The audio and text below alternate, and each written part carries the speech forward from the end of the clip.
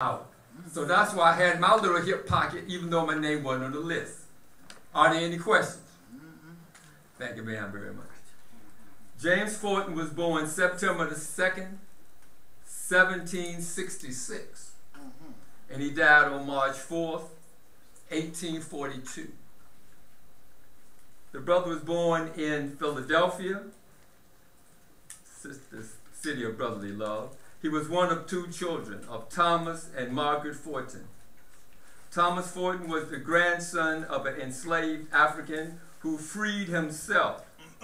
After his father died young, James Fortin, working at the age of 7 to help out his mother and sister, first as a chimney sweep and then as a grocery store clerk. He attended the African school run by the Quaker abolitionist Anthony Benzett, which was founded to educate for free black children. His mother insisted, though, that he continue with his schooling. By the age of 9, Fortin left school to work full-time. His early years of work became a measure for progress in his life and career. At the age of 14, during the Revolutionary War, Fortin served on the privateer, the ship, the Royal Louis, and which was commanded by Captain Stephen Decatur Sr. The ship was captured by the British forces and he was at risk of being enslaved again. However, the captain of that ship, John Beasley, had took a liking to him and he was impressed with the boy, so he secured his being treated as any regular prisoner of war. And the particular ship that he was on was the HMS, Her Majesty's ship, Jersey, which was moored in the Wallabout Bay, which later became the Brooklyn Navy Yard. While he was there was about 11,000 persons that died during the war involved, had come in contact with this particular ship as being prisoners and whatnot, because they had cramped quarters on it, and he was below deck, and they could get, very little air and whatnot down there. But he was fortunate enough to be exchanged after 7 months of imprisonment and released on parole, long as he promised not to fight in the war again. And when he returned to Philadelphia in 1786, he became an apprentice to a sailmaker, Robert Bridges, his father's former employer and a family friend. And he learned quickly in the sail loft. This was where the large ship with sails were cut and sewed. Before long, the young man was promoted to foreman. When Briggs retired, he bought the business and he developed a tool to help maneuver the ships and whatnot. And then he went on to get married. His first marriage was to a Martha Bettany, who died after only a few months of marriage in 1806. Then he remarried Charlotte Vanderline, and they had children: Robert Briggs, Fortin, Margaret, Harriet, Sandra Louise, Charlotte, William Diggs, Mary, Teresa. He was very prolific. Thomas Willie Francis, and James Jr. Wait, those aren't separate names. Those are like people first and middle. No, I'm talking of some names here. Those are individuals. Yeah, some of them had the second name, but in general, he was fruitfully multiplied. And he became one of the wealthiest people in Philadelphia, but he just didn't stop there. Let me get to some of his political activism, because this brother just does not play. Having become established in the 1400s, Fortin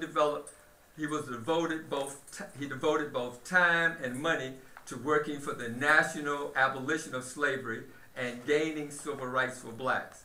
They were severely discriminated against in Pennsylvania, of all places, and the North, and generally could not vote or serve on juries. That sounds familiar. He felt a sense of obligation to work on these issues of his community. In 1801, he was among the signers of a petition to the U.S. Congress calling for the abolition of slave trade and the modification of the Fugitive Slave Law of 1793. In 1813, he wrote a pamphlet called Letters from a Man of Color. It was published anonymously, but because he was just so well known, people knew that he was the one that wrote this. He denounced the bill under consideration in Pennsylvania legislature that required all black immigrants to Pennsylvania to be registered with the state and protested treating free blacks any differently than whites. Some legislators were worried about the number of free blacks who migrated into the state, competing with white laborers. That hadn't changed. Now they're worrying about Hispanics, I guess. In addition, they knew fugitive slaves often used Pennsylvania as a destination or byway to other free states. And Ford believed that the bill was a step backwards for the black Philadelphians and black Pennsylvanians. In his letters, Ford argued that people would violate the rights of any free blacks entering the state and set the people apart as somehow not equal to whites. Ford wanted the many respectable citizens of the black community to be recognized and valued. In the end, the bill was not passed by his efforts. And James Forten became known for his succinct and passionate pamphlet. In the early 19th century, some black and white Americans supported movement to resettle free blacks on the African continent, in Canada or Haiti, which achieved independence from France in 1804. Well, he lobbied very heavily against this because he didn't believe that there was any need for us to be returning to the motherland. To address the community concerns and discuss this potential for colonization, James Forten worked with Bishop Richard Allen of the African Methodist Episcopal Church, the first independent black denomination in the United States. And by this time, most free blacks and slaves have been born in the United States and claimed it was their home with their own families. At the meeting, it was asked for the people to take a vote on how many wanted to go back to Africa. No one put their hand up. Then when it came time for people to say, how many people want to stay here because this is your homeland, everybody screamed up and raised their hand. This is ours, and don't none of us ever forget it. We may go back, but this is ours. We died, we paid for this. Let me get back to this. Let me get back to this. Blood, sweat, and tears. And then in short, according to his biography by Julie Winch, she said by the 1830s, his was one of the most powerful African-American voices, not just for men and women of color in his native city, but for many thousands more throughout the North. He knew how to use the press and the speaker's podium. He knew about building alliances, when to back down and when to press forward with his agenda. His rise to prominence, his understanding of the nature of power and authority, his determination to speak out. He heard or object the lessons in the realities of community politics. Disenfranchised he might have been, but voiceless he never was. That's it. James Forten, a black giant. Have a great day, people. Ashe.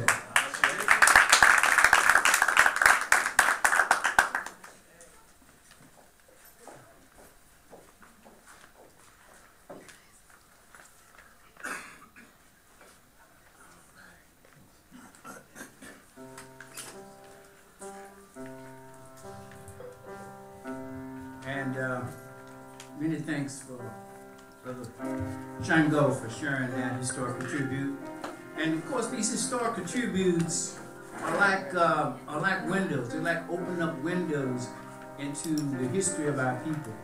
And none of us can read all of the books and can know all of the players, the known and those that are unknown, that participated and gave contributions for our survival, for our being here today. This is the time in the Wosay community service known as the Litany of Sacrifice. And we have two young princes, Sister Delia and Sister Jalea moving and passing out offering envelopes. And we have the beautiful Sister Tracy orchestrating and conducting back there, organizing things to accept your contributions. And brothers and sisters, we need those contributions today. We were in the park last week and we did not do an offering. So yes, this week we need for you to come forward with those offerings. Okay, and I see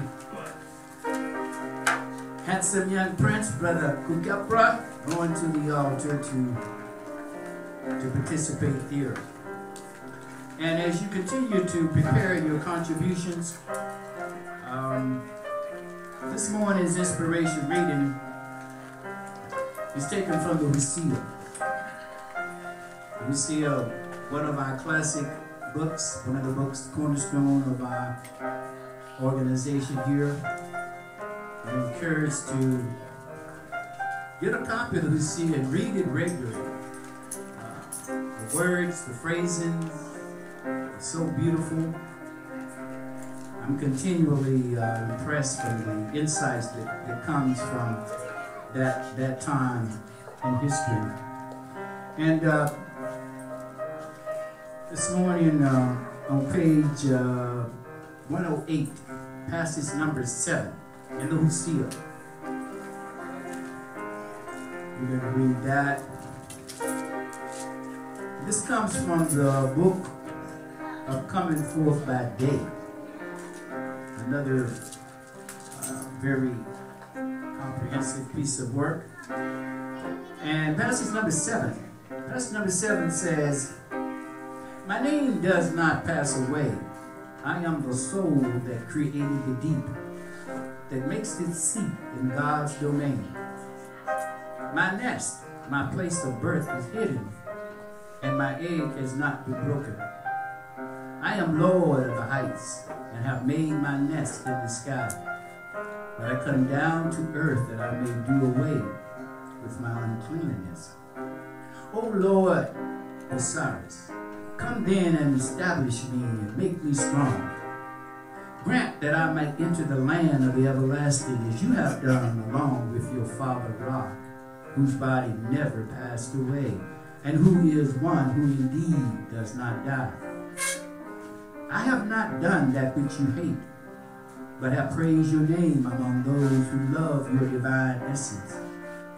May your spirit love me and not reject me. And may you not let my body decay, but deliver me as you did deliver yourself. Let life rise out of death. Let not decay make an end of me, or my enemies come against me in their many forms." We give thanks and praises for those utterances, those words coming from the book of Coming Forth by Day. And with your contributions collected, Brother Kukepra stands ready at the altar. And Brother Taimba plays on the keyboards. Let's stand for the reading and the recitation of the Litany of Sacrifice. Thanks, Julian. Copies of the Litany of Sacrifice, if you have not memorized that yet, can be found on page 15 in the black binder.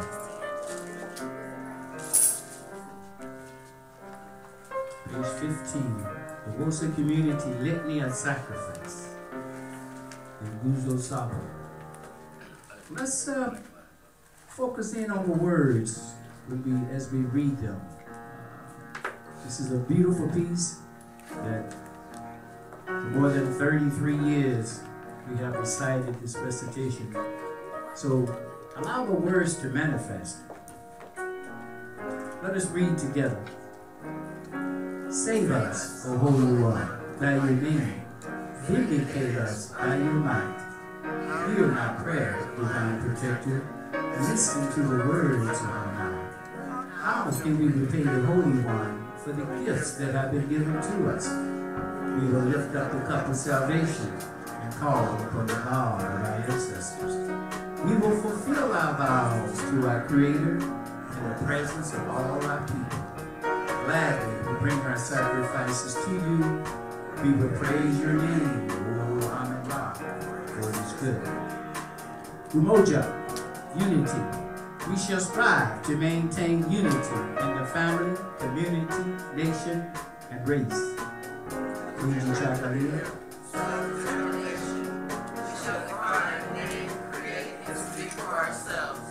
Ujima, collective work and responsibility.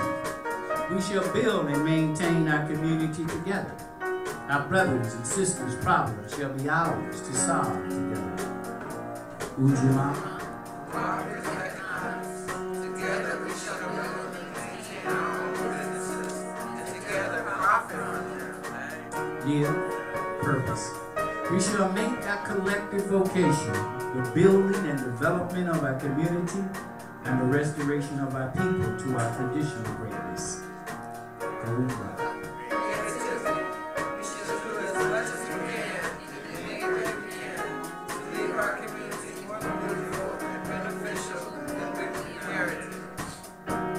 Together.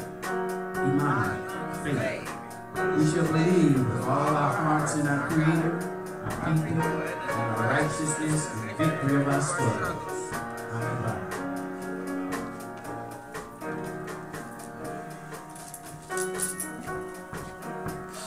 And as the candles of the Nguzo Saba continue to be lit, kneeling pads have been laid at the front for those who may wish to come forward for prayer.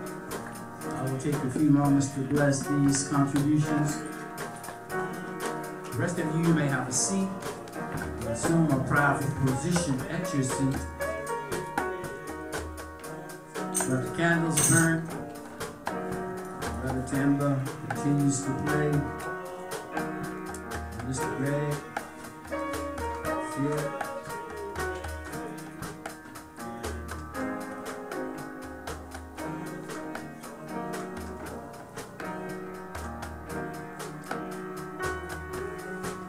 Holy One, we come again, ever grateful, ever thankful for our lives.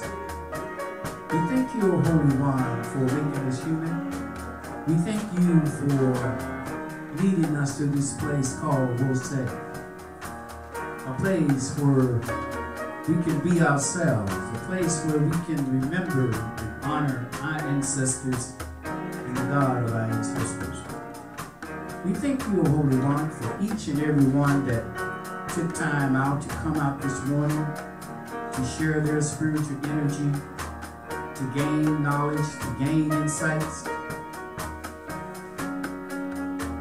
We continue to search, to study, and ask the Holy One that you continue to provide the guidance that we may know our purpose for being here, and guidance that we may know how to better serve your wishes. Oh, Holy One, thank you for these sacrifices. Thank you for each and every one that gave. And perhaps those that did not give but wish they could have given. We ask equal blessings. We ask that each and every one's most fervent desire be blessed, be granted. Each one of us know what is most needed in our heart. And we ask, O Holy One, that you send that blessing and send it right now, O Holy One. Bless our sister church in Sacramento. More than 25 years, they've been on this path with us. And as they come together this morning in prayer, song, and praise of you, O Holy One, and the ancestors, we ask blessings upon them. We ask blessings upon the sick, the homeless, the shut-in, those not in their rational minds. We pray, O Holy One, for change. We pray for a blessing that will come and will change their lives and lift them up and bring them back into the fold of humanity and back into the path of life and righteousness. Holy One, we ask that you bless the speaker that will come to share a message. We ask, O Holy One, that each and every one will open their hearts and minds to receive that message. And we ask, O Holy One, that we retain the essence of that message. That we don't just allow it to dissipate, to evaporate when we leave these doors. But we ask, O Holy One, that we remember the words, we remember the shared stories and experiences and utterances of this day. And we take that and allow that to nourish us throughout the week, to get through the muck and mire of modern society, to allow us again to return to this place we call Holy City, to where again we sing songs and lift up the lives of our ancestors. Again, O Holy One, bless the speaker that will come with the message to share. We come asking these things in the name of ancestors, the sacrifice who gave so much that we might be here today, and in you, O Holy One, the great promise that you made when you brought this creation into existence, that you would not leave us, that you would not abandon us. We give thanks for the word. Ashe. Amen.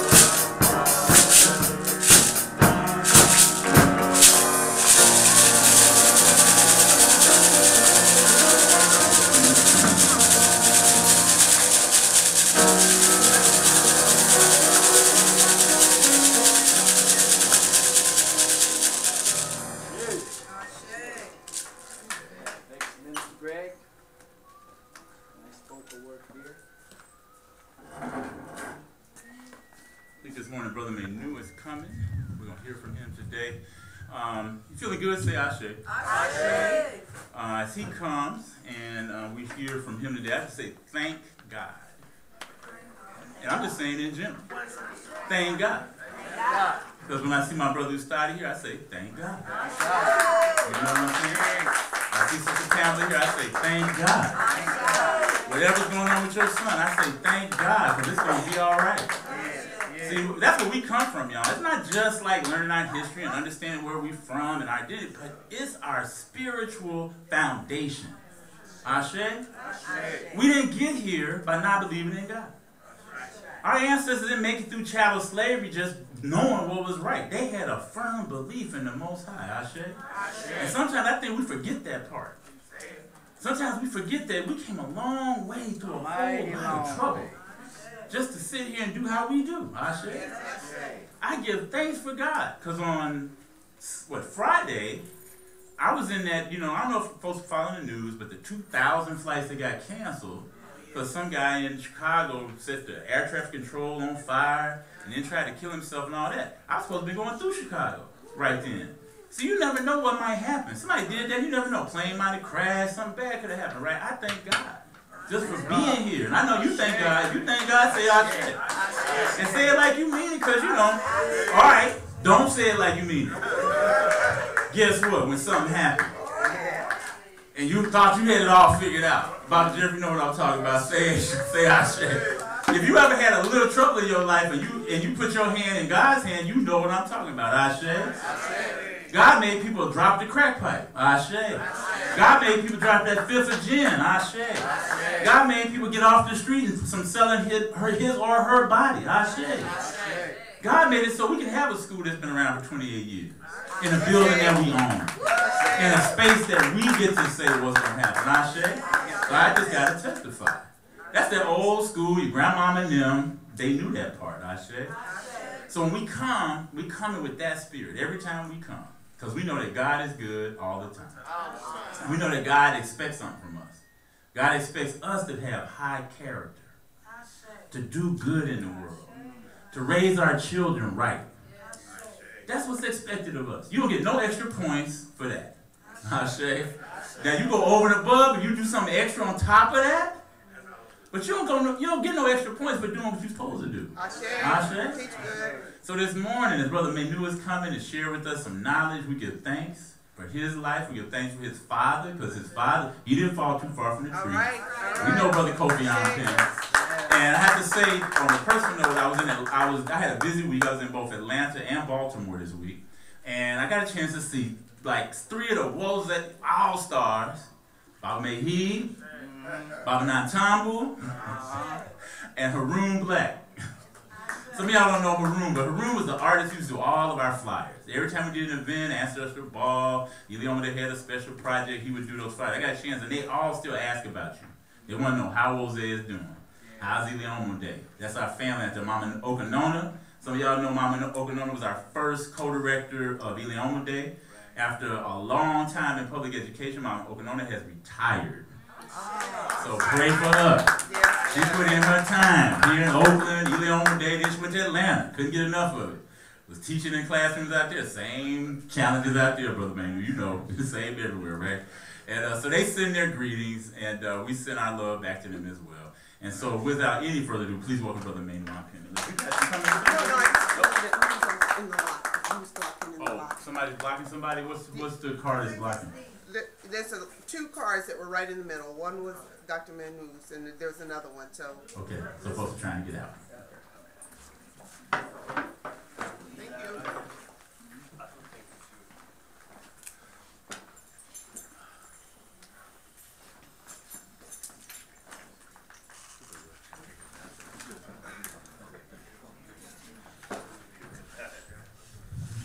Hotep will say? Hotep. How about the rest of you, Hotep? That means come in peace. Got it quiet this morning. Yeah. I couldn't say Yim Hotep and be formal. It means come in peace. And when we leave, we say what? Shim Hotep. It means to follow or to go in peace. It's all. Oh, sorry.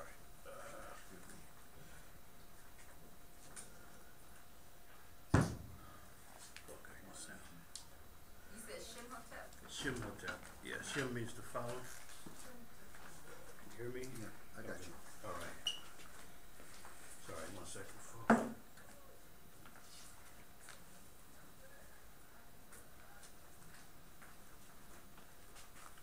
Okay, I'm pleased to be back to share with you some of my research, and I was thinking about what would be relevant to share with you today.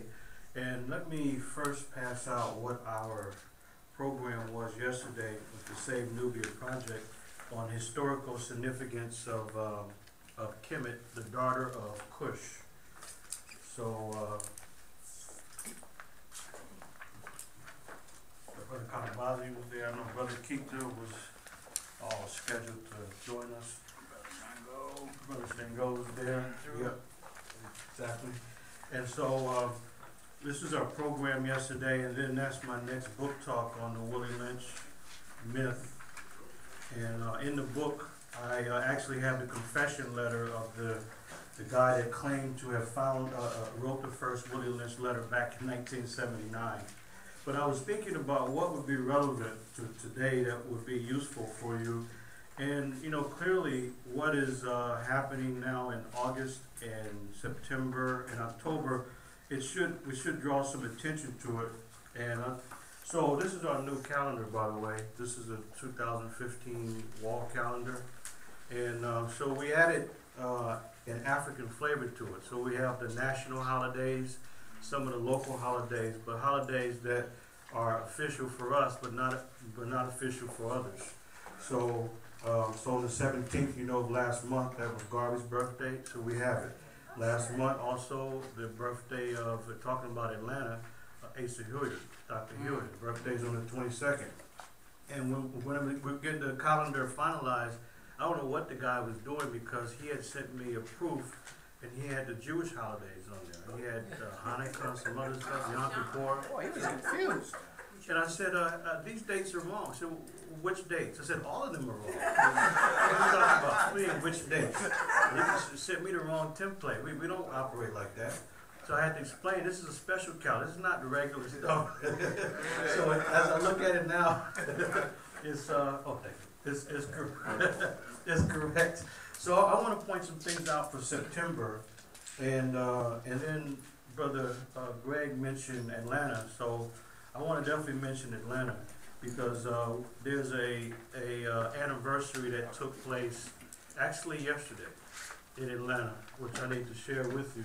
So this month we have a number of things that are significant. So on the 11th of September, there was the Ethiopian New Year.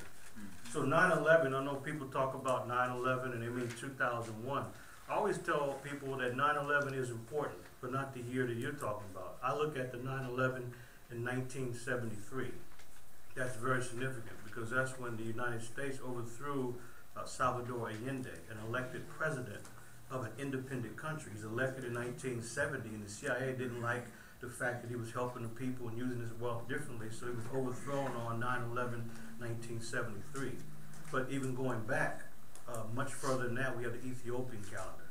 And so for them, 9/11 represents the New Year's Day. I don't know how many of you had a chance to go to the celebration at Mosswood Park 2 weekends ago, but it's amazing because it's not like some of the other holidays where you have to have strong police presence and a heavy cleanup crew. These people are absolutely respectful. We talk about African tradition at its best. It is clean, it's fun, and you don't see trash around, nor do you see police. What would they be there for? To break up issues and fights, so it's nothing like that. So the Ethiopian viewpoint is very interesting, not only because they have a different calendar than other Christian groups, but not only that, but their concept is more in line with the alignments. So for them, 12 midnight means absolutely nothing. They say, why would 12:01 start a new day when it's really in the middle of the night? It defies logic for them. So for them, the new day starts at 6 a.m. It makes sense. It's in the rhythm when the sun is out and it's light. So it makes all the sense in the world. So 9/11 is an important day for the Ethiopian calendar. And not only that, but as we have the largest influence, we should obviously be aware of not only what's most important to us, but other groups as well. So September 15th, what happens on that day? It's a month-long celebration that starts on that day. Anyone? Any group that has a month-long celebration? Ours is pretty much the original, back in February. But September 15th, Hispanic Heritage Month, starts on September 15th through October the 15th. Now, I don't know why they chose the 15th, because somebody got the day wrong. Because Mexico was independent on September 16th, 1821 from Spain. So someone decided the 15th was more important, but no, it's the 16th. And sometimes people will celebrate on the 15th, like people here would on December 31st, New Year's Day. If you didn't know the culture, we would think the New Year's Day was on December 31st as opposed to January 1st. So I acknowledge that because we have a lot of people from Latino descent. And why was there a holiday on Friday? What was the occasion? It's a statewide holiday in California as of 1998. Well, it's this past Friday. It's the fourth Friday in every September in California. So Berkeley changed the name of the holiday to acknowledge. You cheating there, brother? So you got Berkeley. There's Santa Cruz. There's Sebastopol. They've changed the name. So anyway, the fourth Friday in every September in California is Native American Day. So Columbus Day in these regions, it was abandoned and attacked a long time ago. Because back in 1992, there was going to be the quincentennial celebration of the first Columbus voyage. So the 500-year celebration from when he first arrived in the Americas. He was lost, confused, washed up, disoriented, hungry, had no idea where he was. He thought he was in India somewhere. So he called the people Indians. Yeah, and you got the West Indies, so people were confused, particularly Columbus. When there was an effort to celebrate the 500-year anniversary, and the Native Americans and Africans, such as Ivan Ben Sertima, and activists, they pulled out the first-hand sources. And for them, they said there will be no celebration. This actually is going to be the biggest bash that the Western Hemisphere had ever seen. I mean, North America, Central America, South America, the Caribbean were gearing up for a major international celebration. So back in 1991, they were gearing up. Early 1992, up until October of 1992, and then the records came out. Looking at Columbus's own writings, his journals, the writings of Bartolomé de las Casas, devastation of the Indies. So it went from a celebration to a commemoration, and then ultimately a condemnation. He was condemned as a common criminal. So in this area, as of 1992, things changed. So the city of Berkeley, now it's Indigenous Peoples Day. Columbus Day is not acknowledged. At our campus, at Contra Costa, it's Native American Day, fourth Friday of every September. Columbus is not a concern at all. But I was telling folks that some people will never give up Columbus Day celebrations. Two groups. Number one, who's going to stop Columbus, Georgia from celebrating Columbus Day when they can make a whole lot of money with a parade? Who's going to stop Columbus, Ohio? Nobody. And look at our nation's capital, named after Columbus. We say Washington, D.C., but this is District of Columbia, a variation of Columbus, even though the man never stepped foot here in the area, didn't even know it was around. So things have changed in some parts of the world. So that's, Native American Day. And then we have other things coming up like next month. But in terms of a major anniversary that came up this month in Atlanta, so Baba Gray was mentioning Atlanta, and they had a panel discussion, but I didn't check the location, but they had a panel discussion. I think it was in the AU Center. And so back in 2011, it was acknowledgement of something that happened, and then this month was an acknowledgement of something that happened 30 years ago in September in Atlanta. Anybody? So that would take us back to 1984. In Atlanta, there was a significant conference that took place. Oh, yeah, it was the Nile Valley ASCAC. It was the Nile Valley Conference. This one, it was different from ASCAC. ASCAC's conference was in LA. So this was the Nile Valley Conference that was headed by the late, great Ivan Ben Sertima and many others, Brother Asa Hilliard. So this is actually the 30th anniversary. And they had a conference call, they had a conference this past weekend, and in celebration of it. But celebrations are one thing, but can we build on the legacy that was established in 1984? So I was actually the keynote presenter in September 2011, and it was presented as the biggest historical conference in a quarter century. And to some degree it was, because nothing had happened like that. So it was an international conference. It was a 4 or 5 day celebration, or conference I should say, in Atlanta. And this was pretty extraordinary, I would say. And that's when I met some of the Wolseyites. I didn't know, I saw, who did I see? I saw not only Wolsey, but folks in the Oakland area in general. I saw Sister Shanette was there. Remember Cable Line Books? She was there. Who else? You saw, who else? Akana was there. Yeah, Sister Akana. She came. Nabantu, I spoke to her on the phone. I didn't know she was, I actually forgot.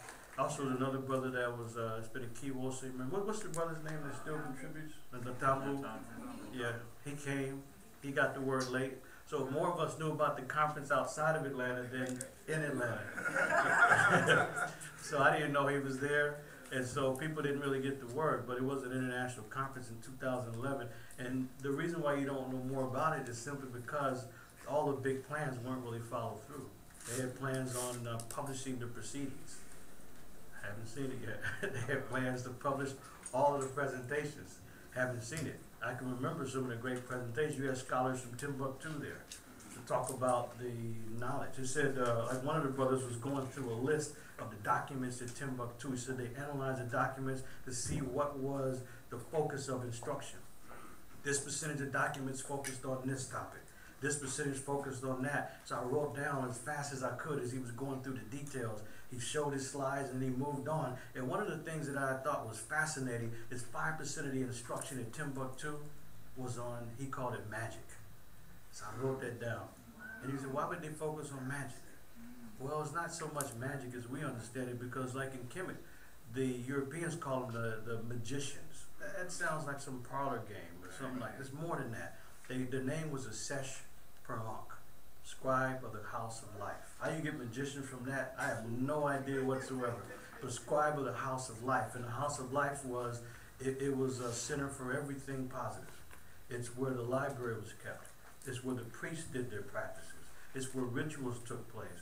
And the priests would induce healing dreams. All that took place in the Perlonk. So the scribes of the Perlonk, this was like the highest order of priest. And so when he was mentioning magicians, I said that's not so unusual at all, because you think of what captures the public's mind right now are street musicians like Blaine. You know the guy, you've seen him? Yeah. Blaine, and who else is out there? Chris Angel. People would pay tons of money to take their family to go see David Copperfield. They would spend tons of money doing that. So it's not unusual. Not only that, but what's really surprising about how this captures people's imagination is that just about everybody's heard about Salem. They've heard about Salem. In Salem, you have some witch trials that lasted only for a year. So it was a very short period of time. And don't mean to minimize death, but there was only 20 people that died in a small, tiny community. And yet we would think that it's something that went on maybe for numerous generations and with many more victims, but that's really not the case, because people are fascinated by these kinds of things. But what's really crucial really here is, in addition to the Atlantic conferences, that last month would have also began, if we look at our original calendar, it would have began the inundation season. So right around August the 1st, August the 2nd, this is the New Year's Day of the oldest living calendar in the history of the world. And that's the calendar that comes from Kemet. So it comes from the tradition that we embrace at Wolsey. And so it's a reason why that has been the foundation for the ages, for decades, because of the long-standing tradition. So on August the 1st, 2 things happened. To recognize the New Year's Day is the overflow of the Nile. Why would that be important? Because it's a society based on what? On farming. And secondly, it is the rising and the appearance of the Sopdek star, so-called Sirius star. When that appears, it just happens to appear at the same time the Nile overflows. That represents the New Year's Day. So that's important, because January 1st means what exactly? Nothing. What does this mean in the universe, in the rhythms of life? Nothing. It's just a date that was chosen. New Year's Day used to be at least on a religious holiday. March 25th, so that's been changed. So Pope Berkeley III, he decided in the 1580s that he would just change the calendar.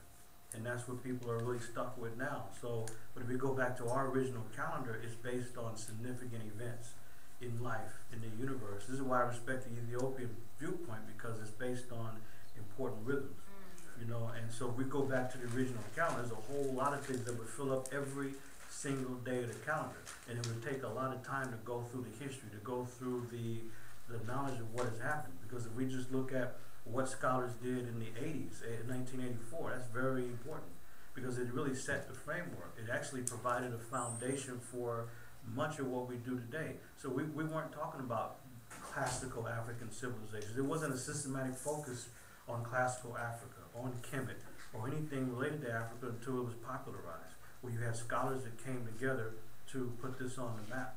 So we're simply benefiting from work that has gone on for decades and actually generations, and that's why it's important to have historical contributors. That's why it's important to not suffer from historical amnesia, which many people do. They suffer from that, and I mean, you know, you hear this phrase that if people don't know history, they're doomed to repeat it. Well, sometimes you do want to repeat history, absolutely. You want to repeat the things that work.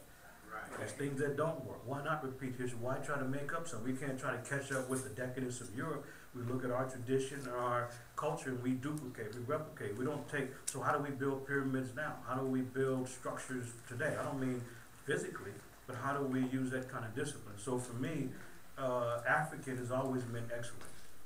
African has never meant secondary and low level, low class. To be African is, and you know how we are with time, brother? No, I don't know. I really don't know at all, because to build monuments that confound the world, we talk about absolute precision. It's absolute precision. The farmers don't play games. They know exactly when to sow the seed. Yeah, and so if you're talking about social time, when somebody shows up to the dance, the party, or the wedding reception, who cares? So you got social time on the one hand, but there's business and scientific time. And that's how we were able to establish the very first accurate solar calendar in the history of the world. Look at Europe on the other hand. They never had a solar calendar. They thought that the world was the center, the earth was the center of the world. And they told time by the moon. So you got, look at the root. Moon and month is the same root word. And that's a moon, month, menses is all the same related word. So it took an African priest, Sosthenes, to teach Julius Caesar what a real calendar was about. So when the Romans first had their very first calendar, when Sosthenes set their calendar up thousands of years after ours, this was 40 something BCE, when they set the calendar up. And guess what? The Roman calendar was 40 days out of whack. So it was 445-day calendar. This is how this is how unaware they was. You know, so you have a priest that took the Roman calendar and tried to do what he can to fix the calendar, because it was absolutely out of whack, 445-day calendar. But they've taken our calendar and they put different names on it. Look at the names in the summer. July, are you kidding me? It's named after Julius. He took the calendar and decided to put his name on it. So his buddy who wrote after him said, you know what, I kind of like that. I want to get some of that too. So let's call it August. And so forth. They changed the names, the days of the week. Well, we had the names, you know, so our rituals, our ceremonies were linked to the calendar. So when I'm looking at the history and the tradition, this is what I'm looking at. So it's not just a regular calendar day. It's a whole history associated with it. There's insight that we can provide to calendars or anything else that other traditions they're not able to do, because they took somebody else's calendar and have names and other things on there that are not really that important. You know, and those are some of the things, but there's many things in the calendar. But August will start the inundation season for the next 3 years. Next 3 months. And that's how that calendar was actually set up. I think if we look at the calendar, there's some wisdom of how things are grouped. So last weekend, it was the, fall equinox. Fall equinox. So it's not just one day, but for them, it's a day that's linked to a whole season. And every day, by the way, every day in Kemet, there was a horoscope. Not for individuals, but for the entire society. Now it's in the Cairo Museum, so it's called, they like to name things after where it's placed. So the Cairo calendar. And every day it's either a good day or it's an adverse day. Good days, you go out, you go to the market, you do ritual, you honor the ancestors, so don't worry. Adverse days, when it's really an adverse day, the calendar says stay inside. Stay inside and be careful. But every single day, Every hour of every day is linked to a deity. Every hour, every day, every week. And all of that was absolutely changed. But the Kaiwa calendar is very instructional. It's quite instructional. So knowing these things is very interesting because everything is linked to something meaningful. And it's not just another day of the week for them. And that's really what it's always been. So I just wanted to share those remarks and to see if you all, by the way, I might add that next month we should also mention that on October 22nd, this has always been a special day in Kemet and in African science. This is when the sun, it reflects off of the Nile. Now it's Lake Nasser or Lake Nubia, reflects off that body of water and shines into the Holy of Holies. And what temple is this? Okay, it's a temple in Abu Simbel, and there's two temples. So which one is it?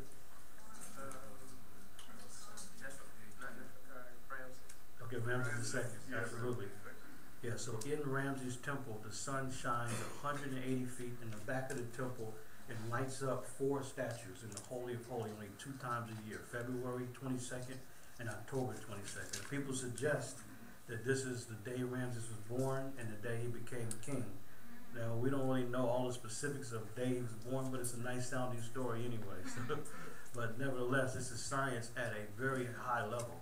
Can you imagine the Oriented Temple on that level? And by the way, when the temple was moved to higher ground, because it would have been flooded, there used to be February 21st and October 21st, but the modern engineers couldn't orient it the same way.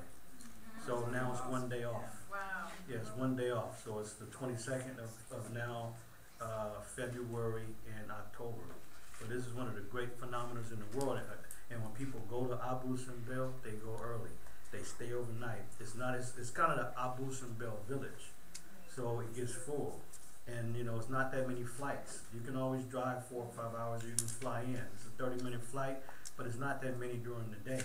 So there's people who try to get in there, they rush, and they want to be there to see one of the great phenomena in the world. 4 o'clock, 4:15, 4:20, 4:30. The sun is shining in the temple, and it lights up statues on the left and the right, and eventually it illuminates the statues in the Holy of Holies. We have Ramses the Great who's sitting among the gods. And it's that temple that he's crowned. And by the way, Ramses is the single greatest builder in the history of Africa.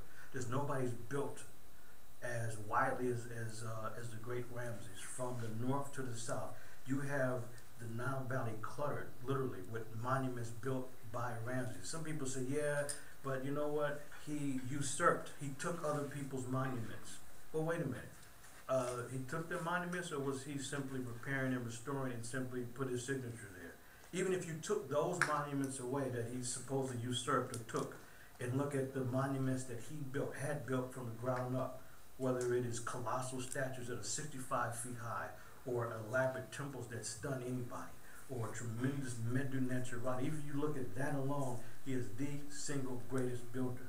And his temple at Abu Simbel is one of the most spectacular sights in the world. It's not just the phenomenon of the sun shining 180 feet in the back of the temple, but it's those massive, you recall there's 4 massive statues of Ramses seated.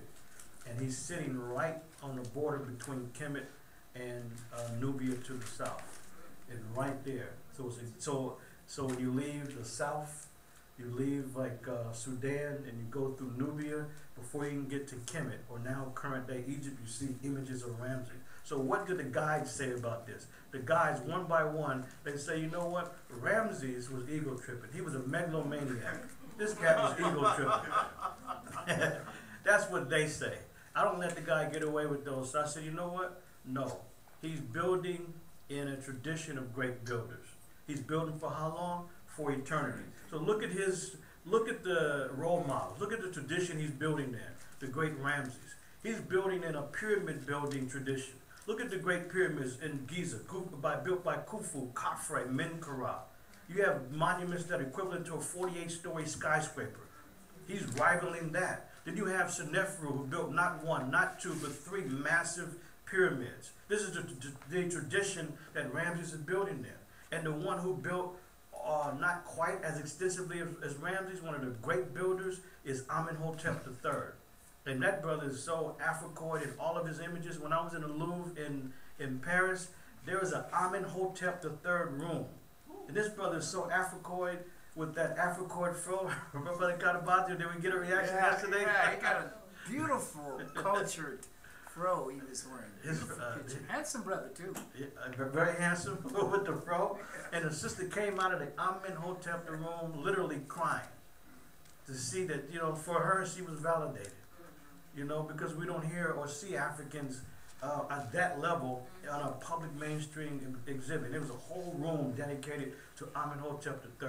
But even he did not build as extensively as Ramses. So Ramses built up and down. So I said, no, no, no. Ramses is not a megalomaniac. This is just an African in charge.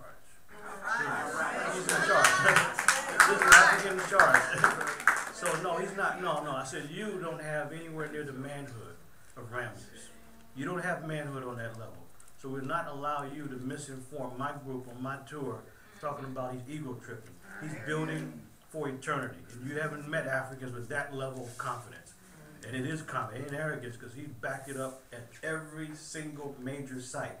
So, and I was joking yesterday that, so Ramses is the greatest single producer anywhere on the continent with massive monuments that are absolutely stunning. I mean, if it was just Abu Simbel, that would be enough. But everywhere we see the fingerprints of Ramses. He was a great producer. And in one of the images where he's 65-foot high seated statue, you can see family members near his feet. Those are not small images. They're just smaller. And I said, look, you see his son here, and that was one of more than 100 children. So Ramses was definitely very productive in more than one way. So, what a producer. Brother Keita, you wanted to... Oh, you answered my question, but I just want to know, that exhibit you saw in the British Museum, is that available? In the Louvre. Yeah, I mean the Louvre. Can you go on the internet to see the actual image, or? Yeah, I think so. I think if you put in Amenhotep III, that one should come up. Yeah, and there's some site called Pinterest where people take images and just upload a bunch of them. So somewhere you'll find it. Amenhotep is a bad image. It's one of many.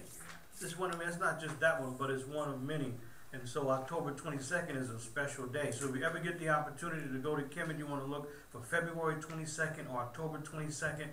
And if you make your way up south to Abu Simbel, you want to beat everybody else there, carve your time out, and see one of the great phenomena in the world. It is absolutely African science at its best. And Ramses had the best, he had the best scientists to make sure the temple was oriented the right way. Quite special. Absolutely special. And so, and of course, next to his temple, Brother Ty mentioned his wife, Nefertari. That's also a spectacular temple with large images of her right there. So, like husband, like wife. And nowhere do you see people building by themselves. If the wife doesn't have a different temple, then she has a room in the temple or in the tomb, and it's a room dedicated to her. So people say, why is the man so large? Oh, they're downing women. No, no, he's large or larger because he's the subject. Go to the next room. Why is she larger? Same reason, she's the subject. That's how the artists do things. And you won't find images of husband and wife that are separated in any way. They always show affection. If they're not showing affection, then you must be concerned that it might be a modern forgery. Oh, absolutely, because that's not how we presented things. So Ramses built along with his wife, Nefertari. It's the second Nefertari, not the first one. The first Nefertari, every time we see her, just like some of the attires you all have on now, the jet black shirts, that's exactly how Nefertari is almost always depicted. She is absolutely depicted as jet black in life and when she passes on. So all this idea about, oh, the women were painted light colors because they were inside and they didn't have enough sunlight. That's the standard rhetoric. And so when I show them Nefertari, then explain that one then. We show them Queen Theppo, explain that. And by the way, in the Louvre, now that I mentioned, to think about it, there's also some images from the time of Amenhotep III. You talk about beautiful sisters, and you can only see faint traces of the original beautiful rich brown paint. Someone scraped off the rest of it, but you can see traces of that paint, and much darker than the so-called traditional paint. And by the way, that traditional paint is kind of like a yellowish color. That's not legitimate anyway, because the paint has been stripped. It's been stripped, and if a person, and you know, most people don't really pay attention to it too much, but you can tell it's stripped because when you look at the upper body and the face, it's much lighter than the feet and the legs. So I say it's a dark legs, colorless face phenomenon, where the conspirators behind the scenes, they will strip just the areas that most people look. So when I go to look at artifacts, I also study the people who are looking at the artifacts. It is interesting, one by one, people tend to look at the upper body. And that's it. That's all they look at. They make an assessment, they go on to the next statue or image. But if you carefully look at the feet, you say, wow, why is the feet so dark? It's because they didn't bother to strip that paint. So this traditional paint scale that's presented, it is not legitimate at all. It is what's presented to the public. And that's generally the case. And you can see it in Ramses Temple and many other sites. As a matter of fact, this is the temple. If y'all can see this, this is actually the temple here. Let me see if I can make it bigger and see if I have it. So this is the temple. Yes, you all have seen this. You see how small and insignificant the people are? They really don't matter. They're really insignificant here. And so I was taking some pictures, and as soon as I was taking pictures, members of my group came out exactly the right time. So I have images, because people go, they take pictures and they leave. They go to the bazaar. I stay and take pictures with no one around. And then I took some pictures, and then as soon as I took some pictures, no one there, the members of my group came out so we can give some contrast. So now this would have been flooded, by the way. This would have been flooded with the dam. They moved it to higher ground. That's how the dates became off by one day. That's how October 25th became October, 21st became the 22nd. So it would have been flooded if it had not been taken apart block by block and moved to higher ground. But this is one of the most spectacular sites. That's why, by the way, this idea of the wonders of the world is a bogus list, because it was the Greeks who looked at things that they were aware of and created a list of people, a list of sites that they should go to. Anybody should go to. How could this not make the list? I mean, you have 10 so-called wonders of the world just in Kemet. This is not on anybody's list. So the list is not even legitimate. And by the way, the only monuments on the list that still stand are the pyramids in Giza. There's no other ones that still stand. They're just myth, legend, and ideas. That's it. But we don't have any physical structures other than the ones in Africa on the list. So it's not really a legitimate list anyway. So anyway, those are some comments that I just wanted to share with you. And one other thing, what we actually mentioned yesterday at the event was really to look at the Nile Valley as one united complex, really, culminating with Kemet down north. And so you have Kush and Nubia and Kemet, and that's really the whole focus, because every major period, every Renaissance period that we see in Kemet, whether it's the first dynasty, whether it is the literary age when they was a Renaissance period, whether it's the 18th dynasty, doesn't, or 25th, every single period where there was a Renaissance or a redevelopment of the culture, the people came from one direction, and that was the South.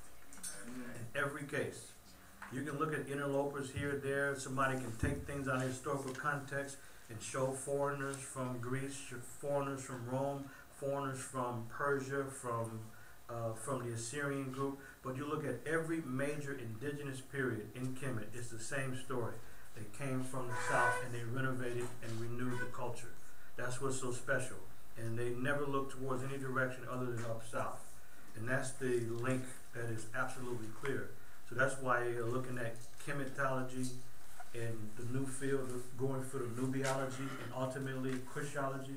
These are all linked disciplines. And if somebody's serious about the work, they have to be a Kushologist to look at ancient Kush. They have to be a Nubiologist to look at ancient Nubia and Kemet. and become a chematologist because these are linked fields and things make a whole lot of sense. But I can tell you one thing, when you get to the field, it is very difficult to make distinctions. If you didn't really know what site you're at, you wouldn't know where you're at. This is ancient Kush, I don't know. Nubia, not sure. What pottery is this from? All looks the same. You have to have a pot shard expert. And there's some people who know nothing about the culture, but you can break a pot into 100 pieces. And from pots from now, the 1990s, 80s, and the styles change. And you got a person can put together this as a jigsaw puzzle. And then it's interesting, I saw this presentation in Toronto, and the guy doing the question and answer period, he didn't even know basic information. He knew pots, but he didn't know basic information about the culture. He had to defer to some other experts on the panel. He didn't know. And not only in the panel, but in the audience. So it's not that he was just deferring to someone who knew more. He really didn't know. And I said, wow, that's very interesting. You got a guy that can do all of that. But he doesn't know what I would consider to be basic things, you know. So it's kind of interesting when you're actually out in the field dealing with people because and looking at their presentations because it's not what it appears to be. So I don't know if anybody has any comments, or if not, if you do. A question. On Yes. The Cairo calendar, is that available online or No. book or any information on it that is available to us? I've only seen it. I first saw it in a book by Bob Breyer. It's called Egyptian. I think it's called Egyptian. What is it called? It might be Egyptian Magic. I'm not sure the second word. But Bob Breyer is B-R-I-E-R. I first saw it in there. And but other than that, I haven't seen any. I'm sorry, you said Egyptian magic? It might be Egyptian Magic. I don't know, but it's Bob Breyer. Bob Marley, okay. Yeah, he's definitely the author. He's the first person that I saw, the only person I saw to make that available to the public. So other than that, don't really know. But anyway, folks, the work continues, and in January, I'm applying for a sabbatical, and I kind of know what they want, so they probably will approve it. So it's a whole year. So a year really means about 15 months or so. So I'll be able to go out in the field. And take us. Yeah, yeah, I'll take you. You going? Okay. Yeah, so we got a team that we're building. We need photographers, videographers. We have a sister from the United Arab Emirates who is a PhD linguist. She's not only a linguist, but she specializes on Nubian languages, and she's Nubian. And she told me that she's got her degrees. She speaks a number of languages, including Nubian, because when we go out in the field, we don't have anybody that has worked with us who speaks Nubian. So that poses a little limitation, but it's a little but yet important limitation. So this is a sister who, because she's Muslim, her family's Muslim, then guess what? She has her degrees, but now she's simply taking care of children. She's a wife, but she called because she has all this learning and training. I said, you know what? You're the perfect person. You know why? Because you haven't been tainted. Yeah, you haven't been tainted. You know the procedures, you know the research methods, but you haven't been tainted. So she doesn't have to unlearn anything because you never learned all the nonsense that they're presenting. And this sister was dedicated. I mean, she called for United Arab Emirates and said, hey, brother, can you call me back on Skype? Because it gets expensive. Yeah, it gets very... So we had a very good conversation. So, Sister Tracy, if you could do some film work, some camera work for us, then you're on the team too. Right. He ain't gonna tell you I've been begging him for a year. We agreed before that she'll be a part of the team. So. Anyway, we'll say that. Thank you and hotel. Okay, Brother Manu, ask y'all please stand as we close out today. I want to remind you that the 2000 Seasons class will be in its second week next week. Start at 9 a.m. Brother Jackie is facilitating that class. And please, we're not going to do a lot of announcements. We're running a little bit over time today. So see Mama Carol's, Mama Fua's handout. And go. I'm forming a storytelling event